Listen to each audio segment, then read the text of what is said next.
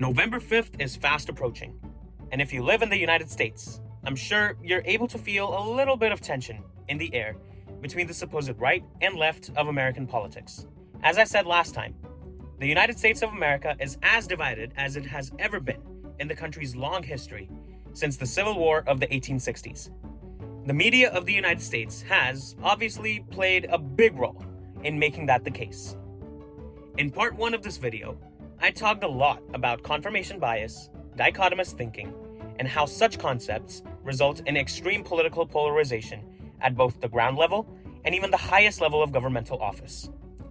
Today, I'll be continuing this conversation to talk about the use of absurdity and hilarity by the media of the United States, and how all of this is leading to a country that we may well be on our way to call the divided states of America. So, without any more delays, let's begin.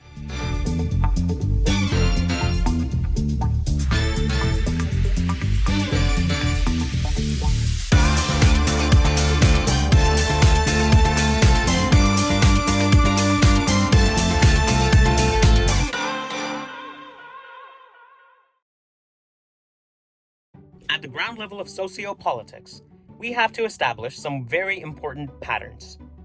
First of all, at the basis of every republic and democracy are the people that choose the system. As a democracy is a government by, for, and of the people, the citizens of a republic or a democracy are the people who have the final authority. However, in large systems like that of the United States, the power of the people is delegated to institutions such as the legislature, executive, and judiciary, who make all the important decisions on behalf of the people. The key words here are on behalf of. See, very often in political systems like the one in the United States, growing differences between viewpoints at the ground level are reflected in the institutions of the government as well. Sometimes, these differences can occur between people and their very own elected representatives.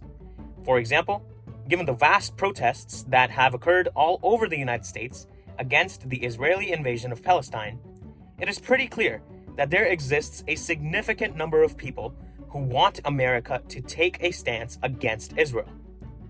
At the governmental level, however, the people representing these protesters disagree and are instead taking a stance that seems to be on Israel's side.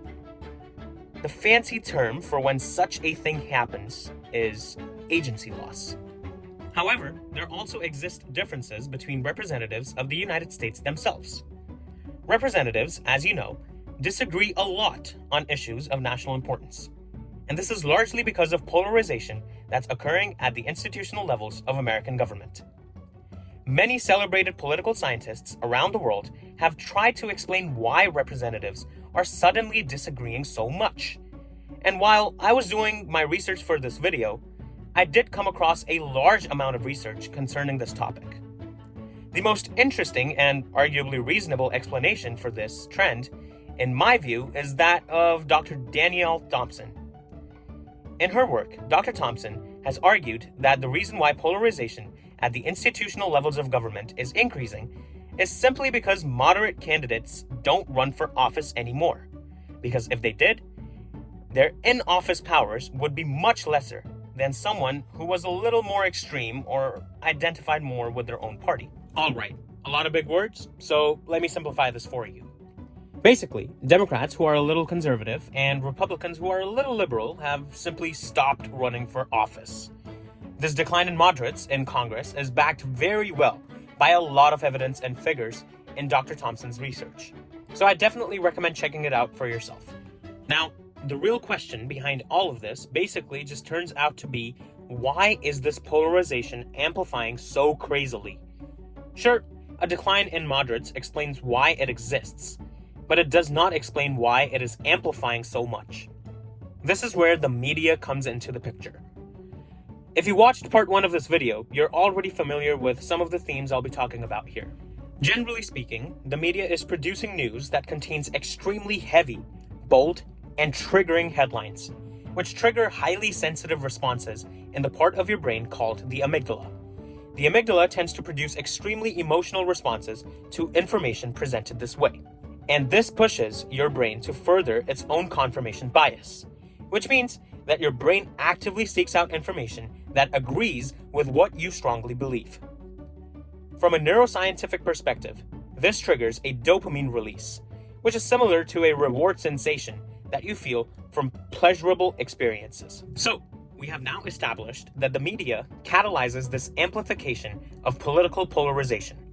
A very powerful tool that the media has at their dispense is hilarity, mockery, and highlighting the absurdity of their opposing party candidates' viewpoints. Let's take a closer look at this. Consider this clip. Here, Newt Gingrich is on Fox News talking about presidential nominee Kamala Harris's laughing. He points out the fact that Harris is more unpopular than the most unpopular president in American history. How the way she speaks is synonymous to the talking style of an 8th grader, and how she does not know what she's saying. This doesn't just exist on the conservative side. Late-night show hosts such as Jimmy Kimmel and Jimmy Fallon take some very strong stances against presidential nominee Donald Trump, often imitating him, reusing his statements from little video clips, using absurd news about his allies, particularly Mr. RFK Jr., and the list just goes on and on and on.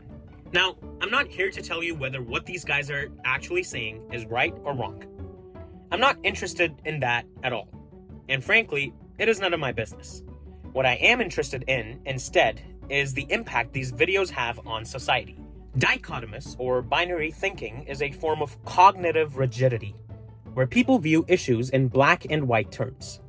When media outlets present opposing views as absurd or mock-worthy, it limits the opportunity for viewers to engage with the complexity of those viewpoints. Instead, people are encouraged to oversimplify the situation into an us versus them argument. The prefrontal cortex, which governs cognitive flexibility and higher order thinking, is much less activated when people are exposed to one-sided, emotionally charged content. Without engaging this part of the brain, individuals are less likely to entertain nuanced perspectives or consider that the other side might have valid points.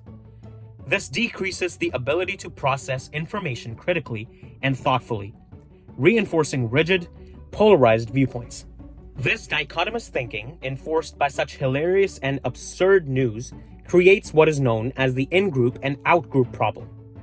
Neuroscience shows that the brain is wired to identify with an ingroup, people who share our beliefs, and differentiate from an outgroup, which is basically those people who don't. When media outlets portray opposing opinions in a comedic or ridiculous light, this activates the amygdala, the brain's emotional processing center. By framing the opposing side as laughably irrational or absurd, the media exacerbates an emotional response from the amygdala, heightening in-group and out-group division. People then feel stronger connections to those in their own group while increasing their disdain for the out-group, deepening polarization. The primary problem that this ends up creating is that of not wanting to engage in sound, disciplined, and non-emotionally heightening conversations about issues of national interest. The media keeps on pumping hilarious, absurd, and threatening news, and your neural dichotomy just keeps on getting pushed and pushed and pushed. At some point, your brain realizes that conversing with people of opposing political views, or the outgroup, is triggering emotional responses at a mentally unhealthy rate. And that's when your identification with your in-group becomes so solidified that you feel like just saying a fat shut up to the person of opposing political views. And if there's one thing history has taught us, it is that when these conversations stop happening, wars happen. If we think about it, the Civil War of 1860 can also be thought of in an in-group and out-group way. And once you look at it that way, you'll find some striking similarities between the socio-political situation of today and that of the 1860s. With that said, I'll end by saying that this election is much more than just one where you're supposed to elect a president. This election might just be looked at as a turning point in American history. And with the amount of hate that people are engaged in today, a hint of love can go a long way. So I'll just say that after almost 250 years of independence, the primary reason why the United States has been able to emerge as the greatest nation the world has ever seen is in the name of the country itself, the United States. Vote. It matters. But don't do it out of hate. Do it out of respect, honor, and a willingness to understand diverse political views. Alright then. I really hope you like, share, and subscribe to the channel. I will see you next time.